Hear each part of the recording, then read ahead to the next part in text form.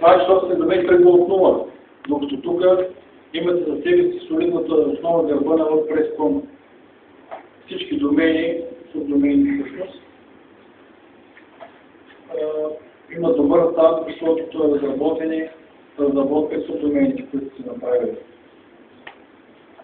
Същото е за блога, блог платформата на Google. Да. Ами да е по-лесно да завършва името на някой домен, .fg, без да изписва цялата WordPress.com. Просто става адреса на платформата на WordPress, която предлага за безплатно да се направиш блог. Да, може да вземеш домен, който да пренасочиш към и да го даваш към пратни по визитки.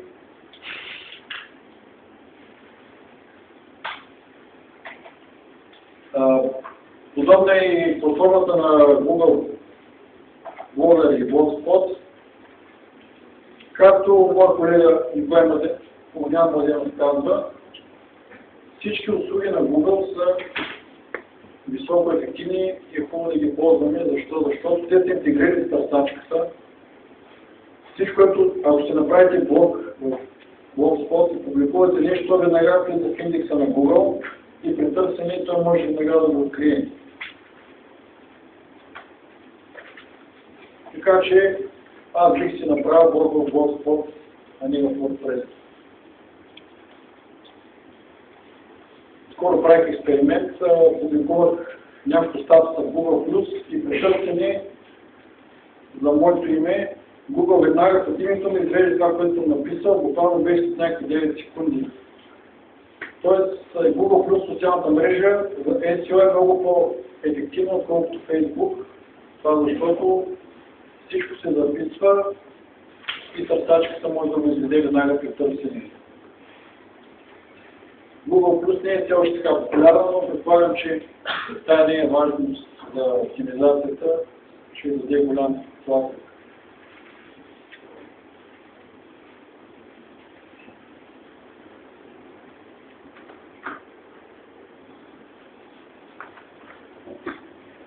WordPress се харесва по много причини. Лесно се инсталира, лесно, бързо. Накрая ще дадем една домашна господин Наков да видим това така ли е.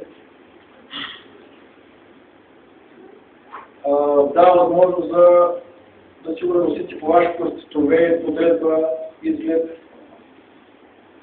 Има страшно много плагини добавки, които повече са безплатни. Има теми, както казах, различни по красота, цветове, вид. Има много добри настройки за оптимизация за Google, как да вади адреси и други.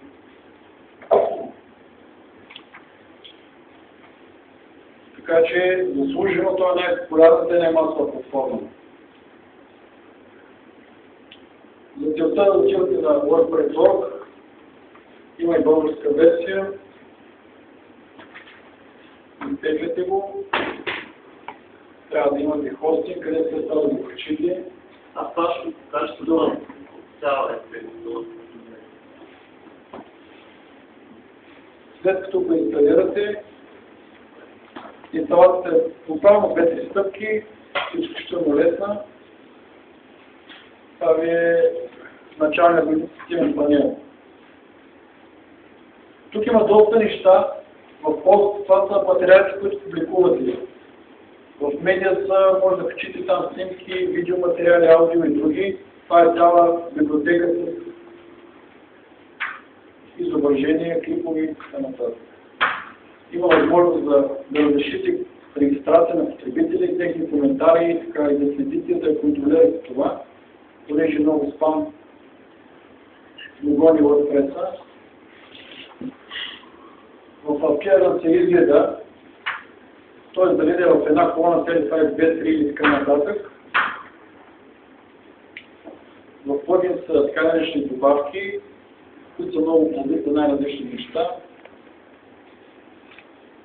Юзър са изтрените потребители, тук има някакви инструменти. но за целите на нашата лекция днес сетинги са най-важно.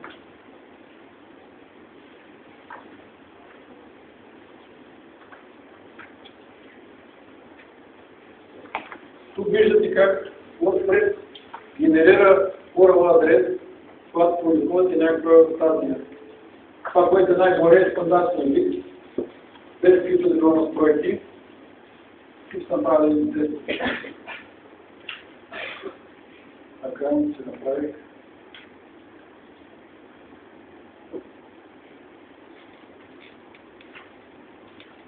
По принцип, SEO е плюс, ако в URL адреса на сайта или на съответната новина, статия, материал, продукт имате и някакъв текст, име, дума, израз.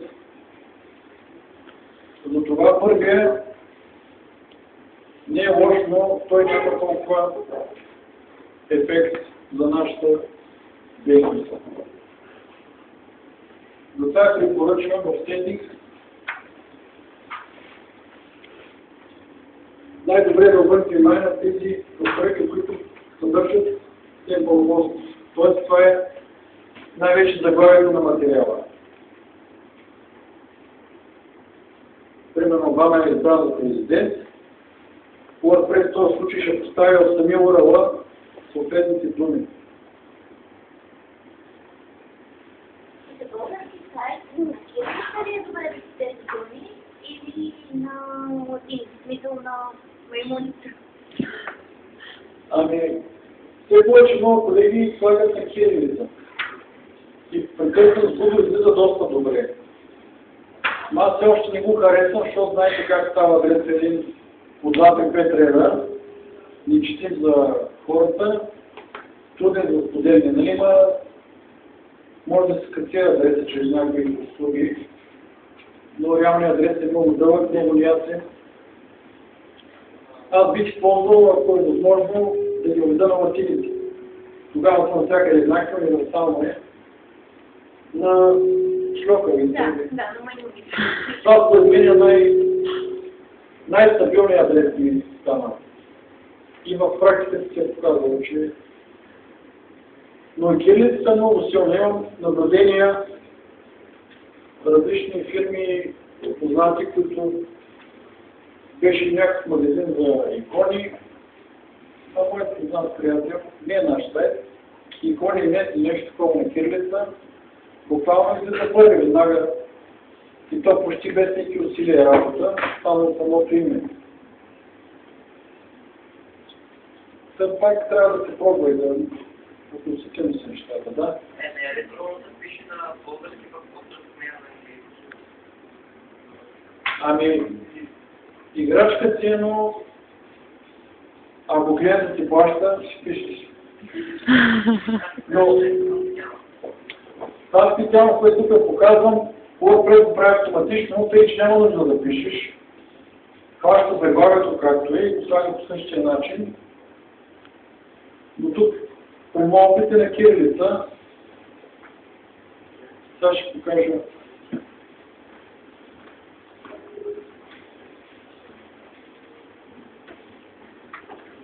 Тук долу стих стана малко на ромски. Милионер продаде всичко, сега е щастлив. Беше, че милионер е продал всичките си там някакви неща и сега бил щастлив и сега. Той адрес в адрес бар е взето добре, като го копирах, песнах някъде, скайп от другаде и стана 3 реда. Затова бих ги правил на латиница. В този случай стандартният адрес, който WordPress генерира е този. Това е реален линк. А чрез MotriWrite, който направя предната настройка, да ми вади Post ID, хубаво да има Post ID. Това е числото, номера на записа на тази статия в базата данни. Нали, пускате първи материал номер 1, втори 2, трети 3. Защото понякога може да стане дублиране и да се получат статии с еднакви URL адреси и тогава и Google се бърка и вие споделяте един път човек излиза друг. Това число значи уникално. Моля?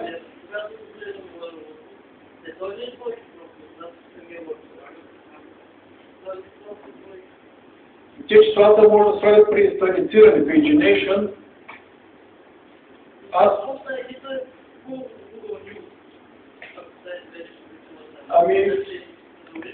Значи, аз сега съм харесал и така ги правя. Вие може да решите по друг начин. Аз лично обичам да съчетая номера базата данни с самото заглавие. С средно тире и става доста добре.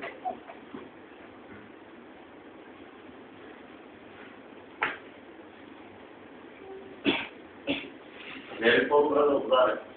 По-първите думи са по-лаки, според някои източници. Думите по-наляво и по-началото на документа са по-важни от еквивалентни по-надясно и по-надолу. Прави късно вече и това се... Заглавието тире номер. Да, по-добре.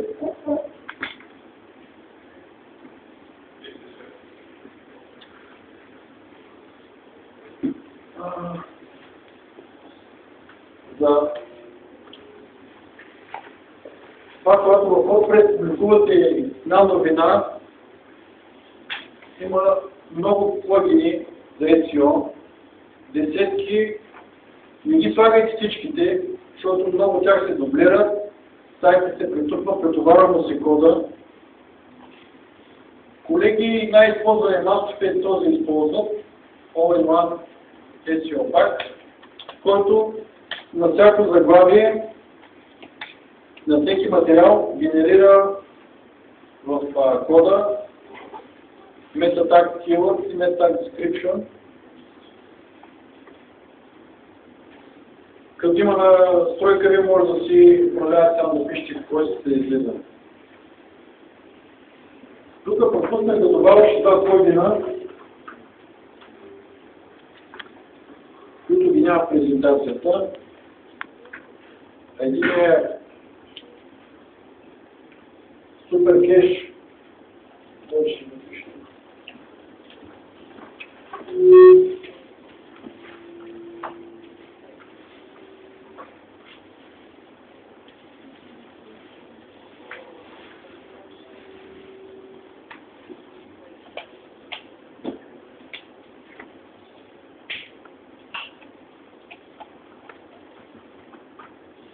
SuperCache, знаете, кешира, съхранява, записва съдържанието, около то не е обновено скоро, с цел по-бързо и леко да му зареди и за потребители, и за Google, и въобще, и да намаля времето за зареждане на филиалите на новините, тъй че може да го използвате, помага.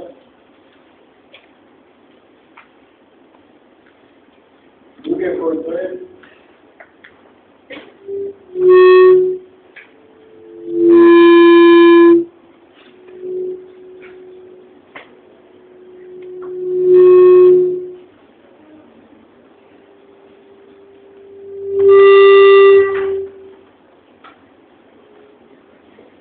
Friendly Images.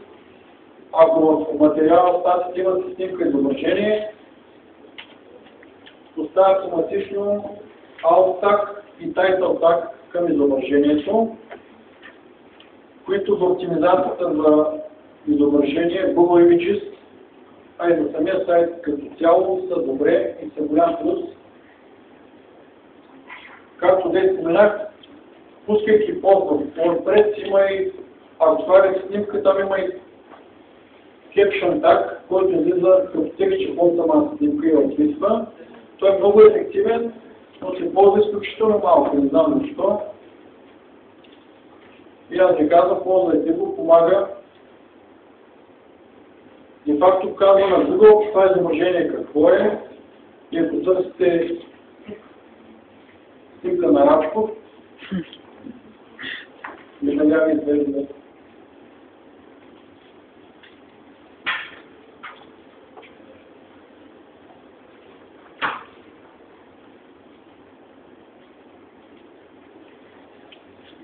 Тук показвам много едно SEO пак на настройките. Пак настройки на адреса, description keyword. Ето дата, за това говорихме.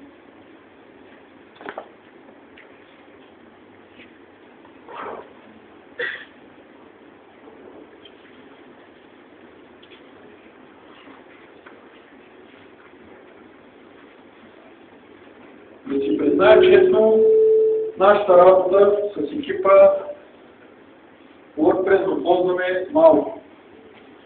Защо? Защото сме се разработили наша система за управление на съдържанието. Много лека, много гъвкава. Тук имате също добри програмисти, може да си направите и лирикена система. Господин Акс се смее. Защото има. Идеално си бил на версия. Ще направим. Колкото е добър WordPress, все пак, според моето виждане, разбиране, може да бъде още по-лек и още по-search engine friendly. От готовите системи то е най-доброто, но ако можете, направете си ваша още по-лека, която да съответства на изискването на Google. И сайта веднага влиза на втора страница. Нещо да кажа за статичните сайтове, които може да се подходящи за малко стили, които не обновяват съдържанието си често.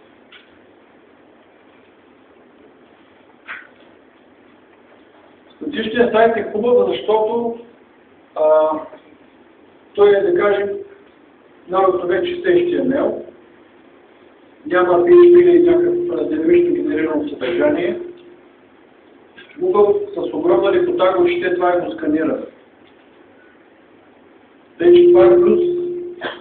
Но слабото място е при тях, че първо за година 205 имате 5 страници в сайта и те не нарастват, не се увеличават или не се променят. Или ако се променят, нали ръчно и... Тъй, че тук е слабото място. В наши дни все по-важно е за оптимизацията да си активен, да публикуваш, да генерираш ново съдържание. Тъй, че може да се направи някакъв профил в Facebook или Google и да има връзка от сайта към него и там да си пускат някакви материални неща. Хубаво да има движение.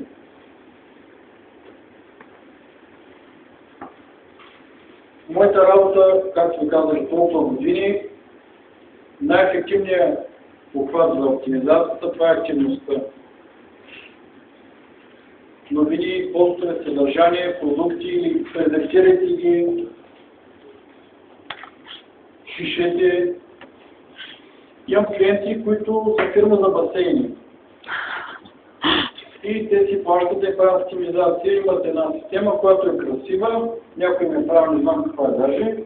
Много е тежка, има едни огромни басейни с мадами излегнати, с цветя, с лотоси, сауни. Много красиво, обаче толкова тежко и нямат никакво движение, никакво ново съдържание. И аз ги подгоних, направих една секция новини и им казах всяка седмица по една новина поне. Те го приеха при сърце, защото той е за тях, това плащат, трябва да има ефект и резултат. И момичето от ден новината е по един ред. Пише фирмата или която не прави реклама, нали не може? Не може. Ако платят фирма или класи, се смени телефоните в офиса и новите са или криси. Или пък фирмата направи нов обект. Новината почти дълна по един ред и по една снимка. Сложите там малко тагове, тайта, така нататък. И тая висока активност всяка седмица ги вдигна, освен и нашата работа, разбира се, не е само това. Тя са на първа страница. Те само имат в Пловдив един офис, изместиха много национални фирми, с хора в всички областни градове. И момичето ми каза, аз вика мога да пусна най-без текст, вика само снимка. И аз си казах, не си казах, малко трябва да има някакви думички.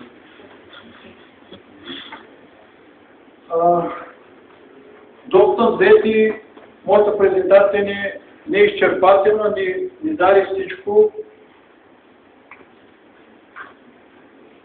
но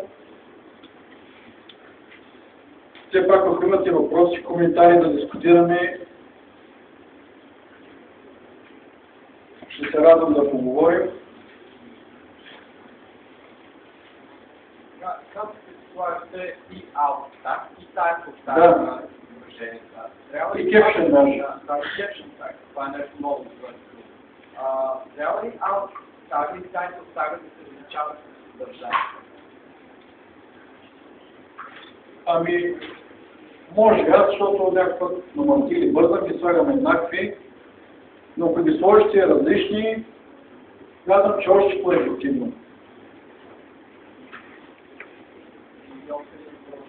Казах, че добре, добавят се да правиш с H1 так.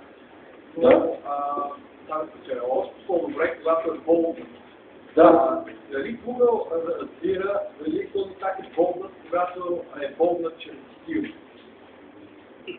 Или разбира само когато е с Не, направете го с бър, так. А пък ако искате с стил, го направете да не е болно. Но бътага, говоря на Google, че това е важен текст, важни думи, щом сте ги отделили Б, той може да не види, че не са отделени че такива, но от него това е от значение. Да. Не е ли по-добре да използваме Strong Tag за въртачката и пак на стила с болния механизъм, така иначе за юзера? Ами... Типографична гледна точка да бъде болна за юзера, да си привлече необходимото внимание, пък въртачка Strong Tag, за да се покаже, че наистина нещо важно. Значи тук е вашия въпрос, две неща ще кажа. Strong Tag е много полезен и ефективен. За Google той е равен на Bold Tag. Тоест може да и Bold Tag, Strong е еднакво ефективно и важно. Но по принцип Google казва да не се прави едно съдържание за юзера, едно за търсачка. Това е наказуемо, че сайт от 9 буха. Тоест, каквото трябва да вижда потребителя, това е Google. А вече дали Bold или Strong, еднакво по значението сила е, с което решите. Не знам дали да говорите преди. Тук някои сайти съм правил. Първият инструмент за... Да.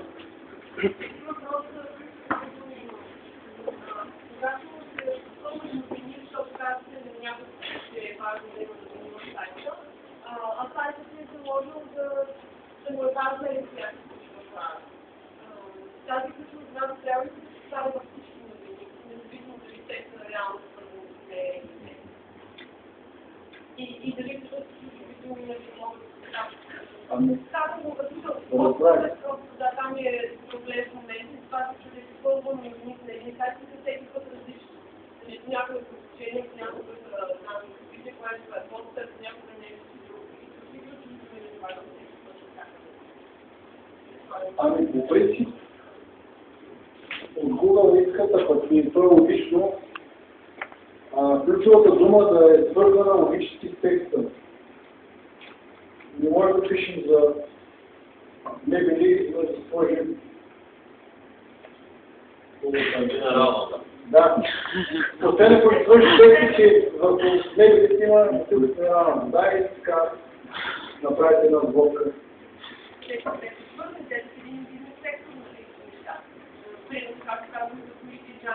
Да. Мога и да трябва да слагам ключова дума кола, тъй като когато слагам на джанти и с клапен. Можете, да. Може и трябва. Ами препоръчително е, но от друга страна трябва да се прекалява. Както казват тези Google, това вие, че става просто за джанти, се висят спирачки, врата.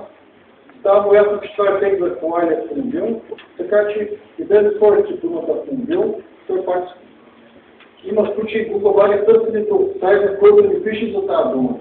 И го вади доста добре, но и седмите думи говорят, че става просто за това нещо. Да. А как се образовя с това, че гледаш нещо в Google, в определен времеви период, превъзможно с тези сайти, и ми пише да, тези 24 часа и излиза снимка, които са известен и месец. Много често. Да. Трябва малко да питаме. Да, има доста все още пропуски в тези алгоритъм, те го подобряват ежедневно, както само един на ден, така че тя отстраняват проблеми и възможни и собствени. Да.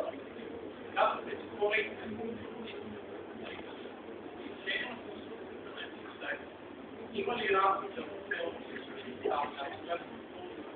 действие на теб? Има ли разлика какво се прави ако съм написал действие на 5 тагове или не?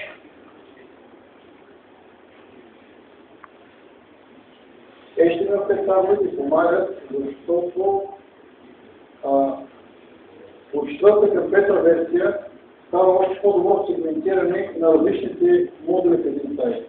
Заглавието, статията, страничност, модул, с категория навигацията.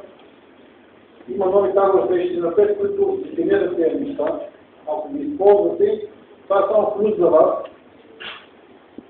и ще ви помогне за Google. Там ясно кое е категории, кое е заглавието, съдържание, breadcrumbs са за всичките. Тъй, че това е плюс.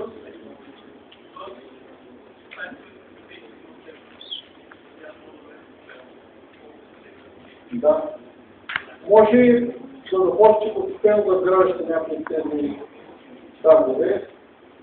Аз съм слагал breadcrumbs, там на section и много добре. Google почва да вади знаете за breadcrumbs долу. Всичките. Сайт.com, култура и де факто получавате и встроен линк в Google Experta. Те ще там двойно плюс, ако използвате HTML. Да? Когато вече сайт ви стигне до първо място, вече става интересно. не. Много практично за потребителите, да се изведат първия линк в моя сайт, то да има други линкове, които ходят към различни страници в моя сайт. Това го има с много големи сайта. Да. Някаква вътрешна оптимизация на моята страница е производна или това го решава Google. Google го решава произволно, като в Google Webmaster Tools, ако част от сайта, които Google вади и някои от тях не ви харесват, може да кажете да ги премахне, това Google след време ще изведе други. Казва, че те го произволно, според техния анализ и сканиране, вадат като най-популярно прочитаване или най-добри части от сайта ви. Според мен е най-популярното и прочитаване вадат. Така съм да ги казва. Но в Webmaster Tools секцията може да което не ви харесва да го премахте, да избавя съответно нещо друго. Да? Може да речем, аз съм после стигна някакви позиции на Google, няма как. И сега получаваме ваучери. Ние трябва да взема хостинг. Експортвам си база данни и си импортвам вече хостинга с домейна, това как се отрази на предишната организация. А предишният къв е бил на къв? Много спрес. В техния сайт? Да. Точно смени са лайсето, нали? Домените си били? Да, смениш домена и груба грешна. Смениш са лайсето. Аз на техния домейн, това преноси на собствен домейн. Бил си първо... Като съм решен чак от BG, статъм превод чак.com. Значи има един много ефективен начин, но не знам WordPress.com не съм го ползвал. Казах ги нашите теми си правим на нашата фирма. Ако направите 301 редирект в Google, ако разтърсите веднага, той е един-два реда код супер елементарен, но не знам дали там се поддържа. Стария ви адрес Чаков.WordPress.com, слагате този 301 редирект. Това значи му перманентен. Той показва на Google, че този сайт постоянно и завинаги е приметен на нов адрес. Това много помага, правя съм за един клиентски сайт и Google го вадише все по-нагоре. Беше на втора трета, като направих това, смениха му мястото и така, и го качи чувствително. И това показва, че цялото ваше съдържание, статии и материали са запазени, като пиар, като стойност тежест, просто са на нов адрес на ново. Това е може би най-подходящия начин, стига там да се поддържа да.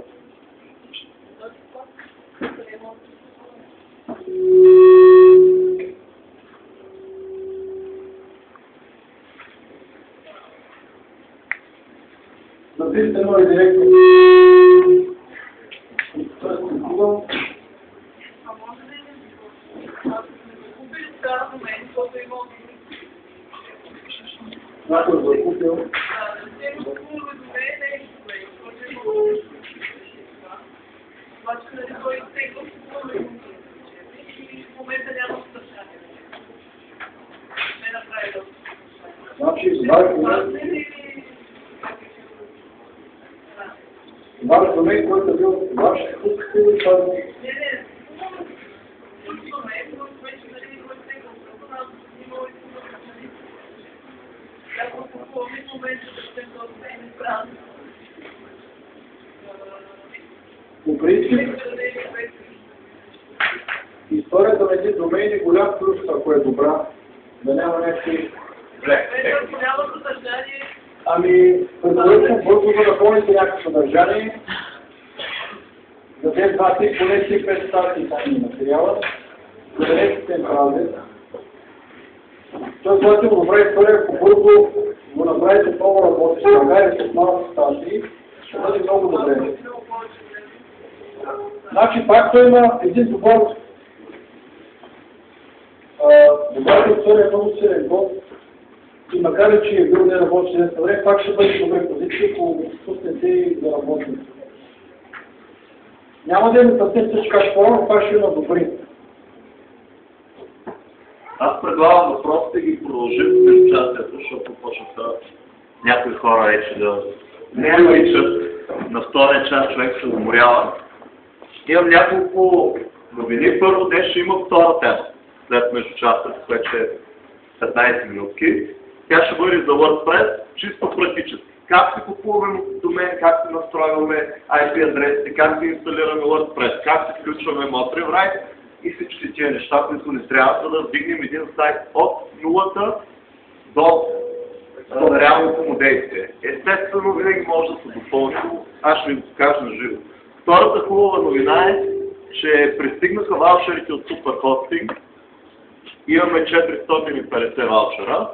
За отстъпка 70%. Аз лично си купих пък да го тествам.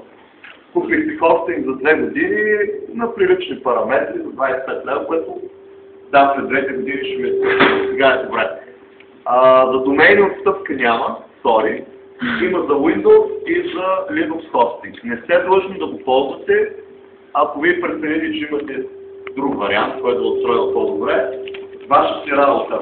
Даваме по едно на човек. Сега, хората, които не са в това е. Много се намалява. Това трябва да се говори силно без да се ползва микрофон, но това е на друга тема.